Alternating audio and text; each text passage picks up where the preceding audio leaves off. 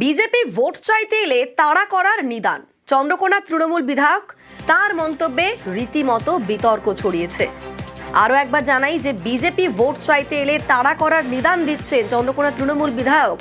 তার মন্তব্যে রীতিমতো বিতর্ক ছড়িয়েছে। আমাদের সঙ্গে সুকান্ত রয়েছেন। সুকান্ত, ঠিক কি মন্তব্য, কি নিয়ে বিতর্ক ছড়িয়েছে? দেখো, চন্দ্রকোনায় একটি সভা ছিল, সেই সভাতে যেখানকার দেখা যাচ্ছে যে চন্দ্রকোনার যে তৃণমূলের বিধায়ক অরূপ ধারা, তিনি কিন্তু এক কথায় বলছেন যে যখন বিজেপি নেতারা আসবেন এলাকায় তখন তাদেরকে জিজ্ঞাসা করবেন যে কি কি উন্নয়ন করেছেন বা কি কাজ করেছেন, আর তারপরেই তার উত্তর না পেয়ে আপনারা কিন্তু ঝেঁটা লাঠি সহ বিভিন্নভাবে তাদেরকে কিন্তু তাদের সামনে প্রতিবাদ জানাবেন। এই কথা নিয়ে কিন্তু একটা শোরগোল শুরু হয়েছে এবং বিজেপি এর প্রতিবাদ জানিয়েছে। কিন্তু তৃণমূলের বিধায়ক যেটা দাবি যে সত্যিকারের উন্নয়ন একমাত্র মুখ্যমন্ত্রী মমতা বন্দ্যোপাধ্যায় করেছেন এবং সেই উন্নয়ন সারাদিন ধরে বলতে গেলেও শেষ করা যাবে না। সেক্ষেত্রে বিজেপি কিন্তু কেন্দ্র কিন্তু এই রাজ্যের বিরূপ আচরণ করছে। তারা কিন্তু এই রাজ্যকে নানাভাবে প্রতারিত করছে, নানাভাবে সরকারি প্রকল্পের টাকা দিচ্ছে না।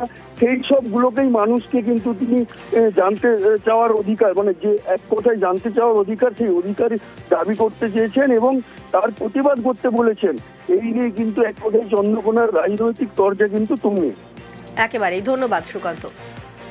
তাদেরকে আপনারা জিজ্ঞাসা করবেন তোমাদের দিল্লির সরকার আমাদেরকে কি দিয়েছে, কোন প্রকল্পটা দিয়েছে, কোনটা সুবিধা আমরা ভোগ করছি। তারা যখন উত্তর দিতে পারবে না তখন ওই ধাপ্পাবাজের দল, ধান্দাবাজের দল, মুখোশধারী নরেন্দ্র মোদীর দল, মিথ্যাচারী ভ্রষ্টাচারী অমিত শাহের দল, তাদের কর্মীরা যখন আপনাদের বাড়িতে ভোট চাইতে আসবে তাদেরকে আপনারা ঝাঁটা লাঠি কাটারি দিয়ে তাদেরকে ঝেঁটিয়ে বিদায় করবেন।